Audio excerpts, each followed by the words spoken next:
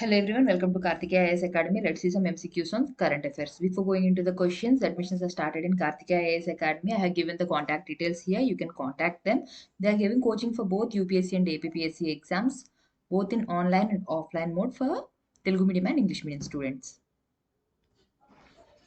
The first question is, which of the following statements is or are correct about Sankalipi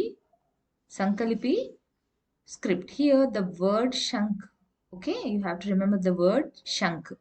Now let's see the options. It is also known as shell script. They are found in inscriptions across North Central India and date to between 4th and 8th centuries.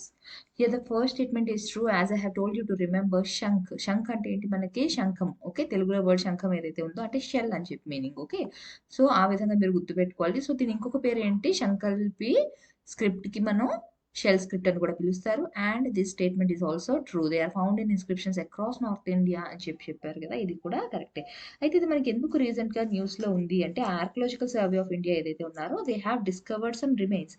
ఒక temple తాలూకా remains లోని దీన్ని కనుక్కున్నారు. Okay, అయితే ఎప్పుడు చెందింది ఇది మనకి nearly 5th సెంచరీకి చెందిన ఒక టెంపుల్లోని రిమైన్స్లోని దీన్ని కనుక్కున్నారు. ఎక్కడ మనకి ఇది కనుక్కున్నారు, ఉత్తరప్రదేశ్లోని ఈతా అనే డిస్ట్రిక్ట్లోని. ఓకే, ఉత్తరప్రదేశ్లోని ఈతా అనే డిస్ట్రిక్ట్లోని కనుక్కున్నారు. అండ్ ఆ టెంపుల్ తాలూకా స్టేర్స్ ఏవైతే ఉంటాయో, మెట్లు ఏవైతే ఉంటాయో దాని మీద మనకి శంఖలిపి ఇన్స్క్రిప్షన్స్ అన్నవి కనిపించాయి. వీటిని డెసిఫర్ చేశారనమాట ఎవరు, మనకి ఆర్కియాలజిస్ట్. ఓకే, సో మనకి ఈ ఏదైతే శంఖలిపి స్క్రిప్ట్ ఉంటుందో దట్ ఈస్ ఇంకా ఎక్కడ లైక్ ఎవరు ఏ కింగ్స్ రూలింగ్ లో ఉన్నారు అవన్నీ కూడా తెలుసుకుందాం. సో వాటి మీద కూడా నేను క్వశ్చన్ అనేది తయారు చేశాను, చూద్దాం.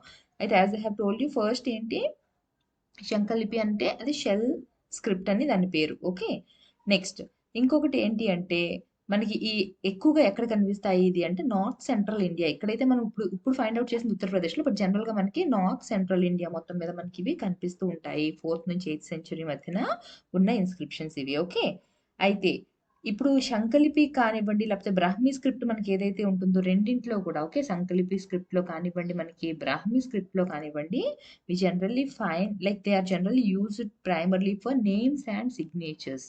దేనికోసం ఎక్కువ యూజ్ చేస్తారు ఈ Shankhalipi script or Brahmi script, మనకి names and signature. So this is the common point between Shankhalipi script and Brahmi script. Okay, and these inscripts like these inscriptions they consist of small number of characters. ఎక్కువ characters ఏమీ కూడా మనకు ఉండవు.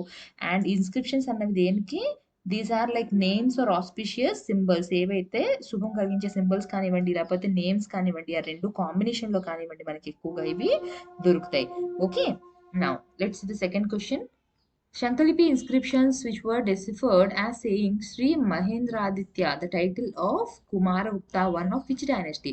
So మనకి ఇప్పుడు ఏదైతే inscriptions దొరికాయని మనం మాట్లాడుతున్నామో దాని మీద ఏం రాసింది, శ్రీ మహేంద్రాదిత్య అని ఉంది. మహేంద్రాదిత్య అన్నది ఎవరికి ఇచ్చిన టైటిల్, మనకి కుమారగుప్త 1. సో ఇప్పుడు క్వశ్చన్ ఏంటి అంటే, to which dynasty does he belong?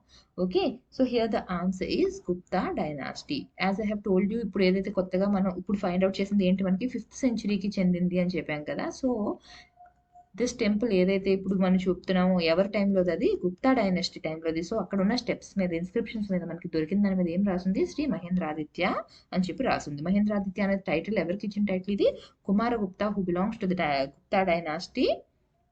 Okay, next Ek Pahal drive was launched by. So ఏ మినిస్ట్రీ లాంచ్ చేసింది ఈ డ్రైవ్ అని చెప్పి చెప్తున్నారు.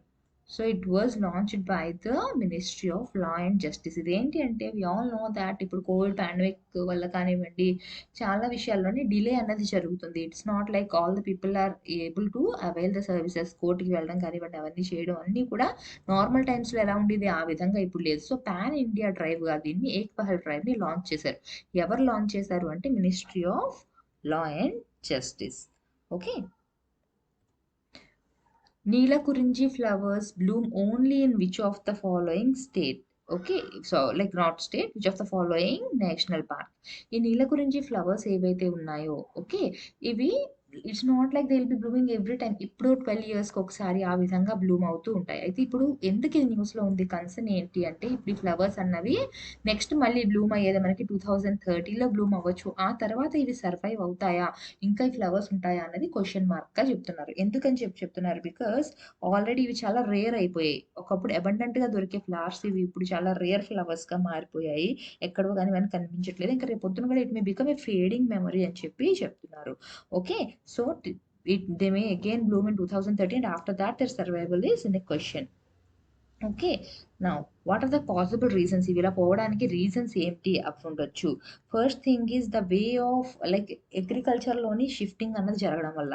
యాక్చువల్ అక్కడ ఏవైతే గ్రాస్ ల్యాండ్స్ ఉన్నాయో they have been stripped because of agriculture. Why? Because they want to grow new eucalyptus. Okay. Eucalyptus మొక్కలు పెంచడం కోసం అక్కడ ఉన్న గ్రాస్ ల్యాండ్స్‌ని కొట్టేయడం లేదా అకాషియా ప్లాంటేషన్ కోసం దాన్ని అక్కడున్న గ్రాస్ ల్యాండ్స్‌ని క్లియర్ చేసి అక్కడ ఈ ప్లాంటేషన్ మొదలుపెట్టడం. And other thing is tourism. వీటితో పాటు యూకే బేస్డ్ వెబ్సైట్ బీబీసీలో ఇంకా ఏం చెప్తున్నారు? Even incessant rainfall, floods, okay. విపరీతంగా వర్షాలు జరగడం వల్ల గానివ్వండి, ఫ్లడింగ్ వల్ల కూడా ఇవన్నీ గూడా ప్రాబ్లమ్ అనేదొస్తుంది. ఎందుకని? Because this Neelakurinji flower it needs 10 days of continuous sunshine. కంటిన్యూయస్‌గా సన్‌షైన్ ఎన్ని డేస్ కావాలి వీటికి? 10 డేస్ ఉంటే గాని ఫ్లవర్స్ బ్లూమ్ అవ్వవు. ఇప్పుడు కంటిన్యూయస్‌గా వర్షం పడడం వల్ల, ఫ్లడింగ్ వల్ల ఏమవుతుంది? ఇవి బ్లూమింగ్ అన్నది సరిగ్గా జరగడం లేదు. వాటితో పాటు ఈ అగ్రికల్చర్ ప్యాటర్న్స్ మారడం వల్ల, టూరిజం ఇంక్రీజ్ అవ్వడం వల్ల కూడా ఇవి రెడ్యూస్ అయిపోయాయి. సో మన క్వెషన్ ఏంటి? ఇవి ఎక్కడ బ్లూమ్ అవుతాయి? ఏ నేషనల్ పార్క్‌లోంచి అని అడుగుతున్నారు మనకి. The answer is Eravikulam national park. Okay. Next, which of the following statements is correct about Eravikulam National Park? It is situated in the state of Kerala. It was declared a sanctuary in 1975 with the intention of protecting the indigenous population of Nilgiri Thar. In 1978, it was declared as a national park considering its ecological, faunal, geomorphological, and zoological significance. The highest peak south of the Himalayas, the Annamudi, is located here. Here, the first statement is true. ఇది ఎక్కడుంది మనకి? మునార్లో ఉంది. కేరళలో ఉన్న మునార్లోని ఉంది. Near Munnar it is. Okay. Next ఇక్కడ ఇందాక ఏదైతే మనం ఫ్లవర్స్ కోసం మాట్లాడేమో నీల కురించి అనేది ఇక్కడే బ్లూమ్ అవుతాయి. నియర్లీ ఇప్పటికి ఒక 15 టైమ్స్ బ్లూమ్ అయింది. ఫస్ట్ దాన్ని ఎప్పుడు కనుక్కున్నారు? 1838లో దాన్ని డాక్యుమెంట్ చేశారు. అప్పటి నుంచి డాక్యుమెంటేషన్ జరిగిన దగ్గర నుంచి ఇప్పటికి ఒక 15 టైమ్స్ అది బ్లూమ్ అయినట్టుగా తెలుస్తుంది మనకి. ఓకే. నెక్స్ట్ ఫస్ట్ దీన్ని 1975లో దీన్ని ఏంటి యాక్చువల్‌గా నేషనల్ సాంక్చురీగా డిక్లేర్ చేశారు. ఎందుకని? అక్కడ ఉన్న నీలగిరి తార్‌ని ప్రొటెక్ట్ చేయడం కోసం. తర్వాత 1978లోని దీన్ని నేషనల్ పార్క్‌గా డిక్లేర్ చేశారు. ఎందుకని చెప్పి అక్కడ ఏవైతే ఎకలాజికల్ ఫీచర్స్ ఉన్నాయో వాటిని ప్రొటెక్ట్ చేయడం కోసం. Okay. So, the highest peak of the south of the Himalayas. హిమాలయాస్‌లో కాకుండా సౌత్ ఇండియాలో ఉన్న మౌంటైన్ పీక్స్‌లోని హైయెస్ట్ పీక్ ఏంటి మనకి తెలుసు? అన్నముడి. అది కూడా ఇక్కడే ఉంది. Yes. So, here all the statements are true and the answer is D, all of the above. Medicine from the Sky project launched during Wings 2020 is an initiative of the government of. Here the answer is Telangana. అంటే ఏమి లేదు ఇక్కడ మనకి drones, flights use చేసి ఏవైతే మనకి కోవిడ్‌కి కావాల్సిన vaccines కానివ్వండి, ఎమర్జెన్సీ మెడికల్ సప్లిమెంట్స్ ఏవైతే ఉంటాయో అవన్నీ కూడా రిమోట్ ఏరియాస్‌కి అందించాలి అంటే ఇప్పుడు వీలు పడడం లేదు. సో, దానికోసం ఇప్పుడు ఈ ఫ్లైట్స్‌ని యూజ్ చేస్తున్నారు. ఏంటి డ్రోన్స్‌ని వాటిని యూజ్ చేసి అవి పంపించే విధంగా, అందుకునే విధంగా కోవిడ్‌కి సంబంధించి ఏవైతే మెడికల్‌వి రిక్వైర్మెంట్స్ ఉన్నాయో వాటిని టైంకి అక్కడ అందించే విధంగా. అయితే ఎవరితో పార్ట్నర్‌షిప్‌లో చేస్తున్నారు? Telangana government with the partnership of world economic forum. Okay. With the partnership of world economic forum. అయితే ఈ స్కై ఎయిర్ ఏదైతే ఇప్పుడు చెప్తున్నామో యాక్చువల్‌గా మనకేంటి? Sky air. Sky air is a name of the project. It is a part of the Dunzo med air అనే consortium. ఎవరిది ఇది? Government of Telangana. దీంట్లో ఇప్పుడు ఏదైతే మనం చెప్తున్నామో this is a part of that. This medicine from the sky is a part of that project. Okay. So, ఈ project ఏంటి? Collaboration with the Dunzo digital. దేనికోసం ఇది? For efficient and fast health care logistics. ఏదైతే health care logistic transportation ఏదైతే చేస్తున్నారో చాలా ఫాస్ట్‌గా, ఎఫిషియంట్‌గా జరగాలి. సో, ఇప్పుడు మనకి ఒక 6 డేస్ ట్రయల్ అన్నది చేస్తున్నారు. అండ్ ఇప్పుడు దీనికోసం డ్రోన్స్ ఏవైతే ఉన్నాయో అవన్నీ ఫ్లై చేయడం కోసం మనకి పర్టిక్యులర్ మినిస్ట్రీ దగ్గర నుంచి వాళ్ళు పర్మిషన్ అనేది తీసుకున్నారు. నెసెసరీ పర్మిషన్ ఏదైతే కావాలో. అంటే జనరల్‌గా లిమిటేషన్స్ ఏవైతే ఉంటాయో అలాంటి రిస్ట్రిక్షన్స్‌ని దీనికి లేకుండా ఇది ట్రావెల్ చేసే విధంగా వాళ్ళు పర్మిషన్ అనేది గ్రాంట్ చేశారు. So, in this 6 days trial period. అయితే ఇప్పుడు ఈ డ్రోన్స్ ఏవైతే ఉన్నాయో, now these drones will be delivering up to 12 kilometers within an expected time frame of 18 minutes. Okay, 12 kilometers within 18 minutes they are going to deliver, and each drone carrying vaccine in a temperature control boxes. ఈ temperature control boxes లోని vaccines ని తీసుకుని వెళ్తాయి. Okay, temperature controlled boxes ఏం తీసుకొని వెళ్తుంది, దీనిలోని vaccines ని తీసుకుని వెళ్తారు. అయితే దీన్ని ఈ టెంపరేచర్ కంట్రోల్ బాక్సెస్ అనేది మళ్ళీ దేవర్ పవర్డ్ బై బ్యాగ్మో is the name of the company. Okay, next. And ఇప్పుడు మనం ఇప్పుడు తెలంగాణలో చెప్తున్నాం కదా ఇలాగా ట్రయల్స్ అనేవి స్టార్ట్ అవుతున్నాయి అని చెప్పి, మనకి ఎక్కడి నుంచి ఇది వికారాబాద్ నుండి. Okay, Rebeca Grynspan takes over as head of. Okay, so Rebecca Greenspan takes over as head of. She's elected as the head of which organization? ఇప్పుడు ఏవైతే కింద మెన్షన్ చేసాను ఏ ఆర్గనైజేషన్ ఆమె హెడ్ అని చెప్పి చెప్తున్నారు. So here the answer is UNCTAD. Okay, she was the former vice president of Costa Rica.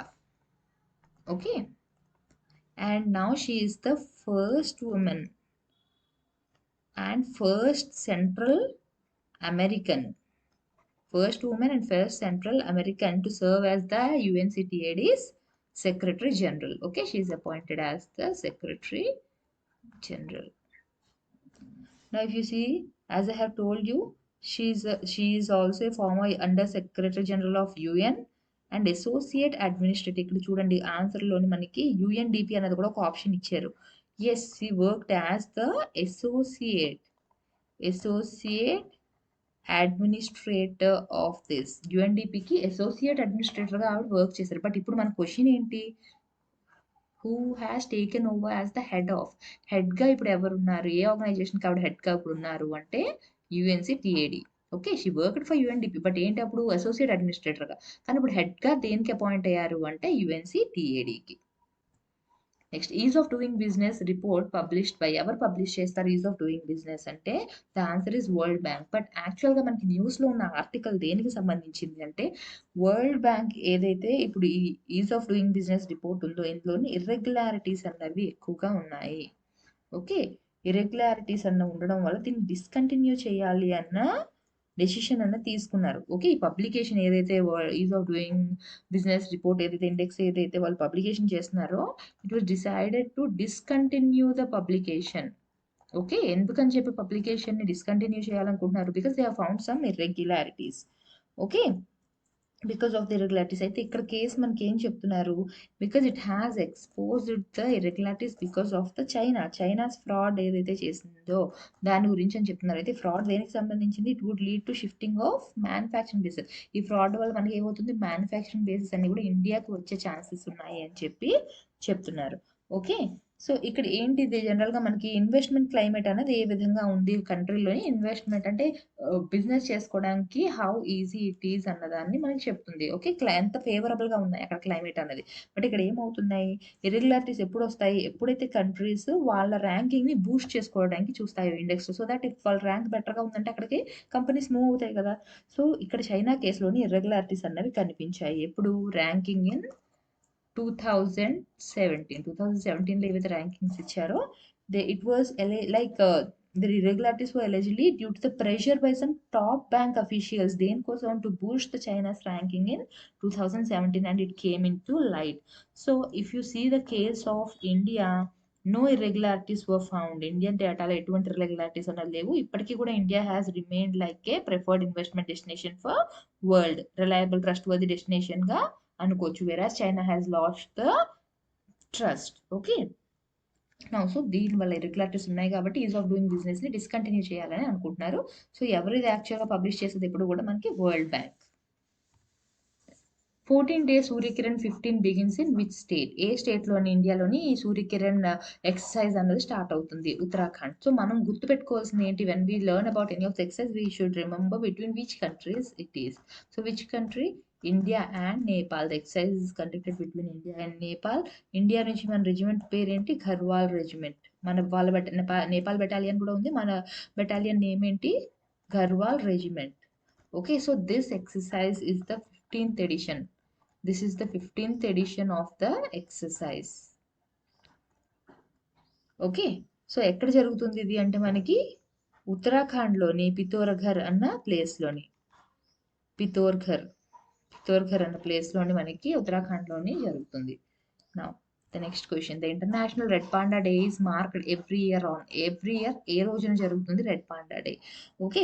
So red panda ఏవైతే ఉన్నాయో నౌ దే ఆర్ కన్సిడర్డ్, వీటి నంబర్స్ ఎగ్జాక్ట్‌గా ఎంతనో తెలియవు కానీ దీన్ని ఇప్పుడు అంటే చాలా తక్కువ నంబర్స్ ఉన్నాయి యాక్చువల్‌గా. సో దాన్ని ఇప్పుడు it is considered to be under the endangered species. IUCN లిస్ట్‌లోని మనకి ఎండేంజర్డ్ స్పీసీస్ లిస్ట్‌లోని ఉంది. Okay. So if you see this red panda are indigenous to the eastern Himalayas. ఎక్కడ మనకి ఎక్కువగా ఇవి దొరికేవి? In the eastern Himalayas. Now the question is, when is this day celebrated? The International Red Panda Day is marked every year on which day? అంటే మనకి ఇది third Saturday of September. Every year on third Saturday of September they celebrate this International Red Panda Day. Okay.